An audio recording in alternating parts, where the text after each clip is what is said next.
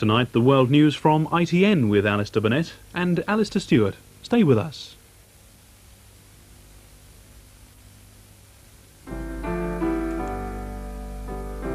Lean on me, it won't be long. Sunday's ITV play stars Tom Courtenay as Chekhov in Yalta. To Chekhov! Chekhov! To Chekhov! A truly civilized human being. Come to my room. No, go away. The secret police found the printing press. The printer told them who wrote the leaflet.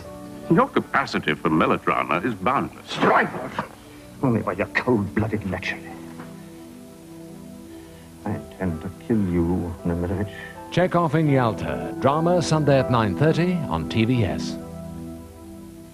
In half an hour, the regional news and weather. You're watching TVS on Tuesday, the 9th of August.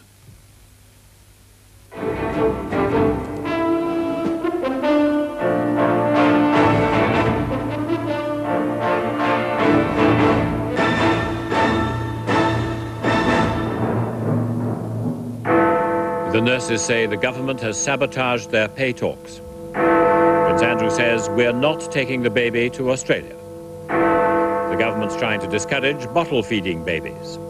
Mrs. Thatcher tells the Gulf Patrol England expects you to stay. And 1 million are homeless in the Sudan's floods. Good evening.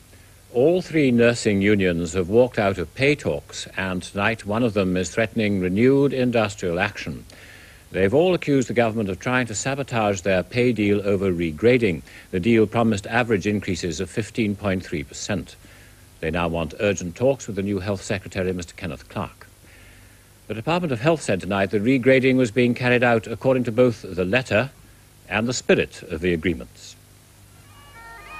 February this year and unrest within the National Health Service drove nurses out onto picket lines in their move to secure better pay and conditions.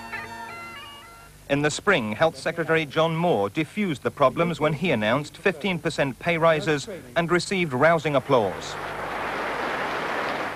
These are very substantial pay increases.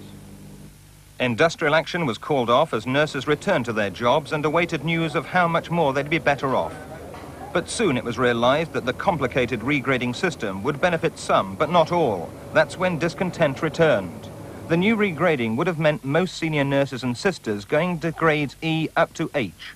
But staff nurses who hoped to get into category F because they were running wards when sisters were off duty now look as if they'll be in category E. Junior sisters who thought they'd be in scale G have heard they'll be in category F.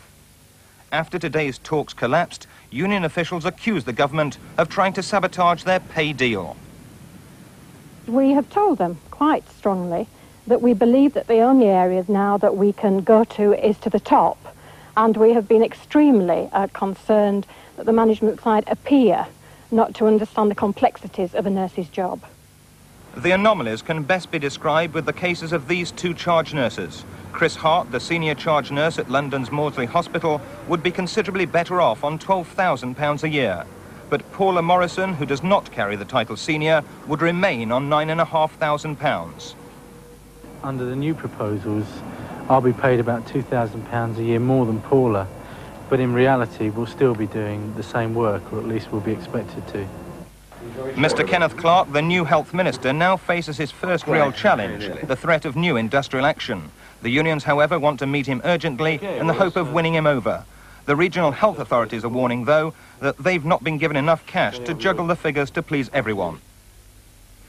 Mrs. Thatcher has paid a surprise visit to the British warships of the Armilla Patrol in the Gulf.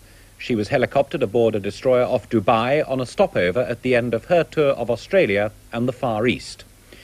The Prime Minister, who arrived back in London 8 minutes ago, said the British, Dutch and Belgian navies had done magnificent work keeping the Gulf waters open. She said the Armilla Patrol will stay on station for as long as there is a threat. The patrol is made up of the destroyer HMS Manchester and the frigate HMS Beaver.